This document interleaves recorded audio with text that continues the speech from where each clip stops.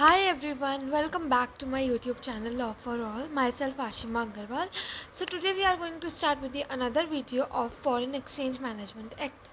So पिछली video में हमने इसके कुछ टॉपिक्स किए थे जिसमें पहला टॉपिक था डीलिंग इन फॉरेन एक्सचेंज जो कि हमारे सेक्शन 3 में गिवन है। इसमें हमने क्या देखा था कि परमिशंस चाहिए होती है हमें आरबीआई से जब हमें फॉरेन एक्सचेंज में डील करना होता है और कौन कौन से पर्सन इनमें नहीं डील कर सकते उसके बारे में हमने देखा था।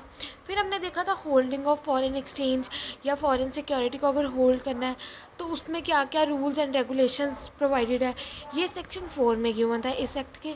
फिर हमने रूल्स एंड रेगुलेशंस देखे थे इन्हीं दोनों सेक्शंस के लिए, सेक्शन 3 और सेक्शन 4 के लिए, कि पोजेशन और रिटेंशन के लिए अलग रूल्स थे। और एक हमने इसी में ही एक और टॉपिक किया था रूल्स एंड रेगुलेशन में, रियलाइजेशन, रिपार्टिएशन एंड सरेंडर वाला। ये वाला टॉपिक आज हम एक बार दोबारा देख लेंगे अच्छे से ताकि हमें ये अच्छे से क्लियर हो जाए। तो रियलाइजेशन, रिपार्टिएशन एंड सरेंडर मैंने इसी के ये दोबारा क्लियर नोट्स बनाए थे। रियलाइजेशन का मतलब होता है लेना, कि अगर मेरा कोई पैसा किसी से लेने वाला पड़ा तो वो लेना। रिपाट्रिएशन का मतलब होता है भेजना, कि अगर मैंने किसी का पैसा देना है, किसी की मैंने मनी देनी है, पेंडिंग है, तो उसको वापस भेजना। सरेंडर करना मतलब कि मान लो मेरे पास कोई फॉरेन एक्सचेंज पड़ा है, मैं वो ऑथोराइज पार्टी को दे रही हूँ, ठीक है, अपने पास ना रख के किसी ऑथोराइज पार्टी को, ऑथोराइज डीलर को मैं दे रही हूँ। That is the meaning of surrender.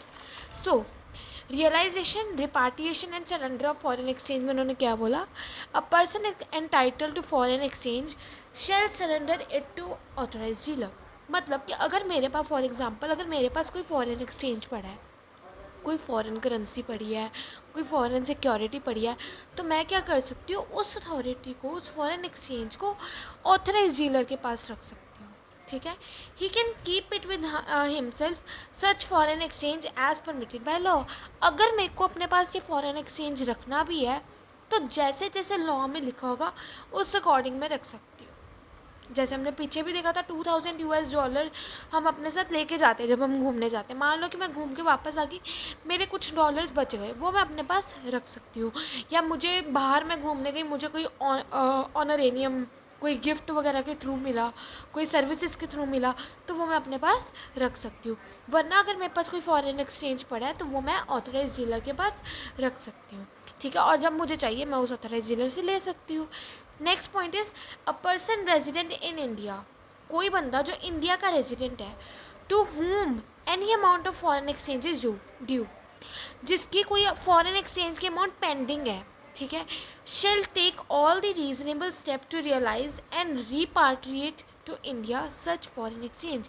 अगर कोई इंडिया का पर्सन है जिसकी कोई फॉरेन से अमाउंट आने वाली पेंडिंग पड़ी है, मान लो कि कोई उसने गुड्स भेजे बाहर तो उसके अमाउंट अभी मिलनी है उसको, तो वो जितने भी रीज़नेबल स्टेप्स है हमारे लॉ के अंडर जो गिवन है, या जो भी हमें गाइडलाइंस प्रोवाइड की गई है, उन सबको फॉलो करेगा ताकि उसको उसकी मनी मिल जाए, ठीक है। और अगर उसका कुछ देने वाला पड़ा है पैसा, तो वो उसके लिए भी जो भी स्टेप्स होंगे वो सारे उन स्टेप्स को फॉलो करेगा। On realisation of foreign exchange due, realise मतलब जब उसने अपनी जो फॉरेन एक्सचेंज की अमाउंट ड्यू थी उसको रियलाइज़ कर दिया, the person shall repatriate same to India on receive in good और receive in goods.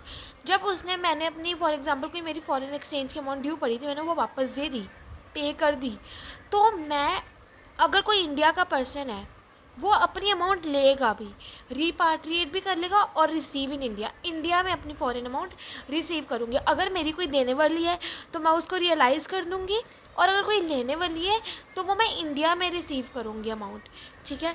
Cell it to an authorise person in exchange of rupees. मान लो कि मेरे पास कोई फॉरेन एक्सचेंज की करेंसी पड़ी है, ठीक है, तो मैं क्या कर सकती हूँ, उस फॉरेन एक्सचेंज को ना ऑथराइज डीलर को या ऑथराइज पर्सन को दे के उसके बदले में उतनी ही अमाउंट में रुपीज़ ले लूँगी, मतलब एक्सचेंज करवा लूँगी फॉरेन करेंसी को इंडियन रुपीज़ में एक्सचेंज करवा के।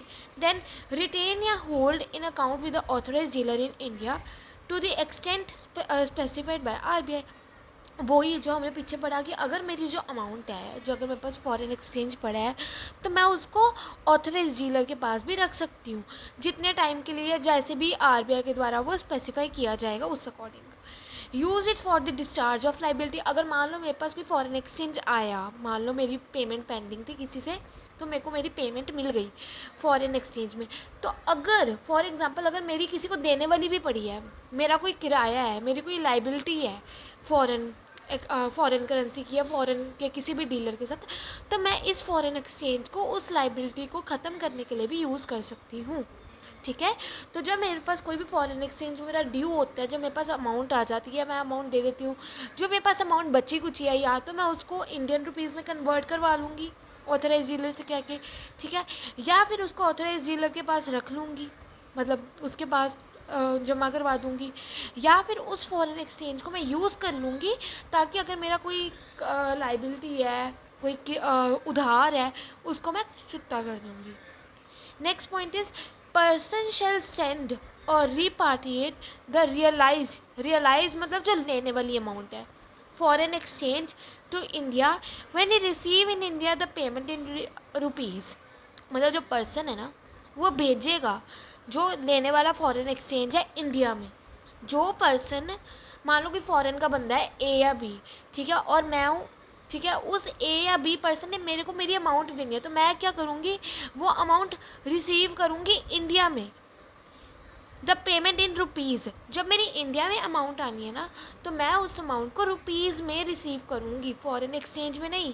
और अगर फॉरेन एक्सचेंज में कर भी ली तो मैं उससे ऑथराइज डीलर को कह के एक्सचेंज करवा लूँगी रुपीज़ में, ठीक है, from any person situated outside India. Simple सी बात है, अगर किसी बंदे ने मेरे को बाहर से पैसे भेजने हैं और मैं वो पैसा इंडिया में रिसीव कर रही हूँ, तो मैं उस पेमेंट को रुपीज़ में ही रिसीव करूँगी फ्रॉम दैट पर्सन जो कि इंडिया के बाहर बैठे हैं। Fifth point is person not an individual resident in India. मान लो कि कोई पर्सन जो इंडिया का रेजिडेंट नहीं है shall realize that foreign exchange to the authorized person within 7 days या 90 days। अगर कोई बंदा इंडिया का रेजिडेंट नहीं है, ठीक है, तो वो क्या करेगा, वो अपनी अमाउंट को रियलाइज़ कर देगा, फॉरेन एक्सचेंज को रियलाइज़ करवा लेगा, किससे, ऑथराइज पर्सन से, ठीक है, विद इन कितने डेज, 7 डेज या 90 days from the date of receipt. जिस दिन की रिसिप्ट है उससे 7 दिनों के बीच में या 90 दिनों के बीच में एज अ केस में भी वो अपनी फॉरेन एक्सचेंज की जो अमाउंट है उसको रियलाइज़ करवा लेगा। आई होप ये टॉपिक अब क्लियर होगा, बिकॉज पिछली वीडियो में इतना क्लियर नहीं था, ये इसकी क्लियर और ज़्यादा क्लीन नोट्स हैं, तो इसमें से आपको ज़्यादा अच्छे से क्लियर होगा। हमने क्या देखा कि अगर कोई बंदा जिसका फॉरेन एक्सचेंज, अगर मेरे पास कोई फॉरेन एक्सचेंज पड़ा है, तो मैं क्या करूँगी, उसको सरेंडर कर दूँगी ऑथराइज डीलर के पास। तो वो जो ऑथराइज डीलर है वो अमाउंट को अपने, अगर मेरे को वो अमाउंट अपने पास रखनी भी है तो मैं रख सकती हूँ as permitted by the law. फिर अगर कोई पर्सन जो इंडिया का रहने वाला है या उसकी कोई अमाउंट है जो ड्यू है, ठीक है, उसकी पेंडिंग है, उसको लेनी है वो अमाउंट, तो वो जितने भी रीज़नेबल स्टेप्स हैं उनको फॉलो करेगा ताकि उसकी अमाउंट वो रियलाइज़ हो जाए। अगर कोई देने वाली है तो भी वो सारे स्टेप्स फॉलो करेगा ताकि उसकी जो अमाउंट पेंडिंग है पे करने वाली वो रिपार्टिएट भी कर दे, ठीक है। On realisation of foreign exchange due, जब हमें हमारी अमाउंट मिल जाती है तो जो पर्सन है ना इंडिया का, वो रिपार्टिएट करता है सेम टू इंडिया, ठीक है, और रिसीव इन इंडिया, मतलब जो इंडिया का पर्सन है वो इंडिया में रिसीव करता है अमाउंट, अगर उसकी कोई पेंडिंग है तो वो क्या कर सकता है, 3 चीज़ें कर सकता है उस अमाउंट जब वो आती है। या तो उस अमाउंट को फॉरेन एक्सचेंज, जो ऑथराइज डीलर है, जो फॉरेन एक्सचेंज की हमारी अमाउंट है, उसको ऑथराइज पर्सन को बेच देगा और उसके बदले में रुपीज़ ले लेगा, मतलब इंडियन करेंसी ले लेगा।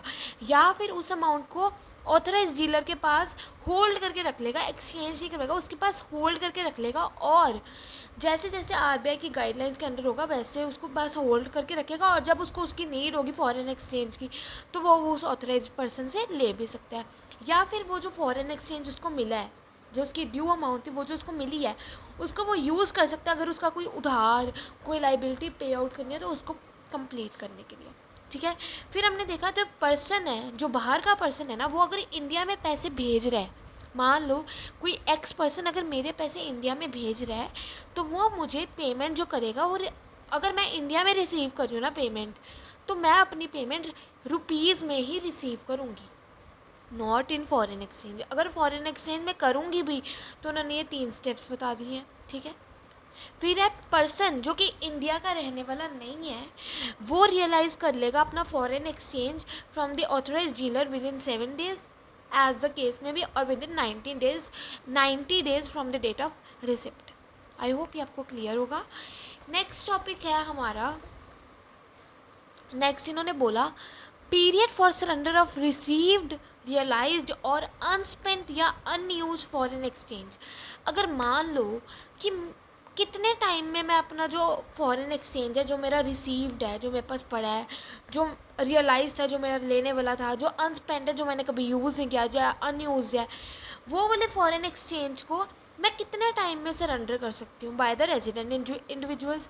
180 days from the date of such receipt. मान लो कि मेरे को कोई अमाउंट मेरी मिली, ठीक है, या मेरे पास कोई फॉरेन एक्सचेंज पड़ा है, तो जो मेरा फॉरेन एक्सचेंज है ना, वो मैं ऑथराइज डीलर के पास कब कितना टाइम दिया गया है कि अगर मैंने ऑथराइज डीलर के पास रखनी है, सरेंडर करनी है अमाउंट, तो मुझे 180 डेज़ का टाइम दिया गया from the date of such receipt या परचेज या एक्विजिशन या रियलाइजेशन।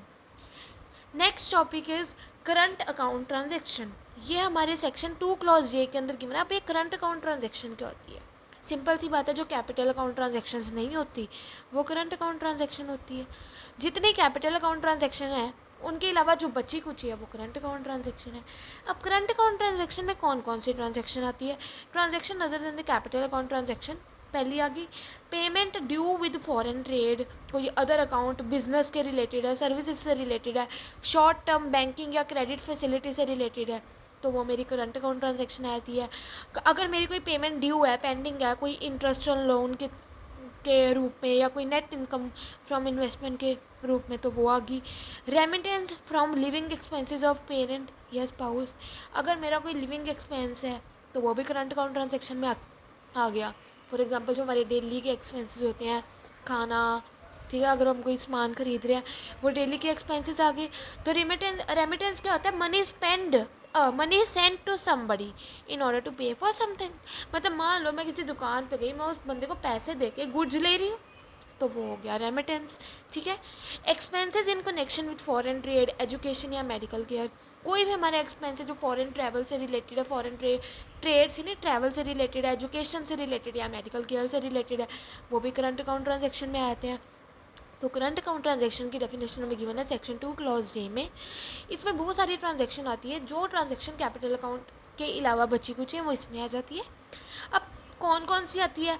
अगर पेमेंट ड्यू है with foreign trade, business, services, short term loans या शॉर्ट टर्म बैंकिंग, क्रेडिट या फैसिलिटीज़, ठीक है। फिर पेमेंट कोई ड्यू है एज इंटरेस्ट ऑन लोन या नेट इनकम फ्रॉम इन्वेस्टमेंट। फिर है रेमिटेंस फॉर लिविंग एक्सपेंसेस। फिर है expenses in connection with the travel, education and medical care. अब dealing in current account transaction. अब हमने पढ़ तो ली करंट अकाउंट ट्रांजेक्शन क्या होती है। अब इनमें डील कैसे करना है, अगर हम कर रहे हैं तो कैसे? ये सेक्शन 5 में गिवन है। एनी पर्सन में सेल या draw any foreign exchange to and from the authorise person if such sale या परचेज और ड्रॉल इज करंट अकाउंट। कोई भी पर्सन है बेच भी सकता है और विड्रॉ भी करवा सकता है कोई भी फॉरेन एक्सचेंज किसी भी ऑथराइज पर्सन से, इफ़ सच सेल और purchase is on current account. मतलब इनमें से अगर कोई भी रीज़न के लिए मैंने अपना कोई सामान बेचना है या विड्रॉ करवाना है फॉरेन एक्सचेंज, तो वो मैं कर सकती हूँ in case of current account. Central government may impose reasonable restrictions on current account in public interest in consultation with RBI। Central government में कितने कुछ रीजनेबल रिस्ट्रिक्शंस भी इम्पोज की हुई है करंट अकाउंट ट्रांजेक्शन के रिलेशन में इन द पब्लिक इंटरेस्ट। मतलब हमारे इंटरेस्ट के लिए उन्होंने कुछ रीजनेबल रिस्ट्रिक्शंस भी इम्पोज की है, बट वो भी आरबीआई से कंसल्ट करने के बाद। जो आरबीआई ने कहा कि हाँ ये चीज़ होनी चाहिए वो किया, ठीक है। मतलब खुद नहीं, पहले उन्होंने कंसल्ट किया आरबीआई के साथ और फिर कुछ रीजनेबल रिस्ट्रिक्शन इम्पोज की इन करंट अकाउंट ट्रांजेक्शन्स के रिलेशन में। All current account transactions are free from the reasonable restrictions which may be impose by CG in consultation with the RBI.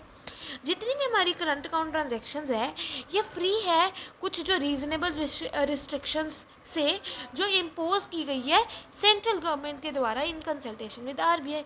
वैसे तो रीजनेबल रिस्ट्रिक्शंस इम्पोज है, but कुछ current account transaction ऐसी भी है जिनके ऊपर ये रीजनेबल रिस्ट्रिक्शंस इम्पोज नहीं होती। आई होप ये वाला टॉपिक भी आपको क्लियर होगा। हमने क्या देखा, करंट अकाउंट ट्रांजैक्शन में कौन कौन सी ट्रांजैक्शंस आती है। फिर हमने देखा कि अगर हमने करंट अकाउंट ट्रांजैक्शन करनी है तो उनमें हम डीलिंग कैसे करेंगे, ये सेक्शन 5 में गिवन था। नेक्स्ट टॉपिक जो हमारा है वो है FEMA, current account transaction rules 2000। Foreign exchange management में जो करंट अकाउंट ट्रांजैक्शन के रूल्स हैं 2000, उसके बारे में बताया गया है। अब करंट अकाउंट ट्रांजैक्शन में कौन कौन सी ट्रांजैक्शन है जो प्रोहिबिटेड है, जो हमें नहीं अलाउ की गई। कोई भी ट्रांजैक्शन, पहला पॉइंट आ गया, कोई भी ट्रांजैक्शन अगर नेपाल या भूटान के साथ है वो इसमें नहीं आती। एनी ट्रांजैक्शन विद नेपाल और Bhutan are prohibited in the current account transaction. Drawal of foreign exchange for travel is not permitted. अगर नेपाल या भूटान में हमने घूमने जाना है तो उसके लिए हमें फॉरेन एक्सचेंज का विड्रॉ करवाना नहीं allowed. Transaction with person resident in Nepal या Bhutan can not be made in foreign exchange unless permitted by RBI। अगर हमने कोई ट्रांजैक्शन करनी है जो किसी ऐसे पर्सन के साथ जो नेपाल या भूटान की है, तो हम नहीं कर सकते फॉरेन एक्सचेंज के रूप में unless it is permitted by RBI। जब तक RBI के ऑर्डर नहीं आ जाते हम उनके साथ फॉरेन एक्सचेंज की कोई भी ट्रांजैक्शन नहीं कर सकते। फिर आता है commission on export to joint venture या होली ऑन सब्सिडरी।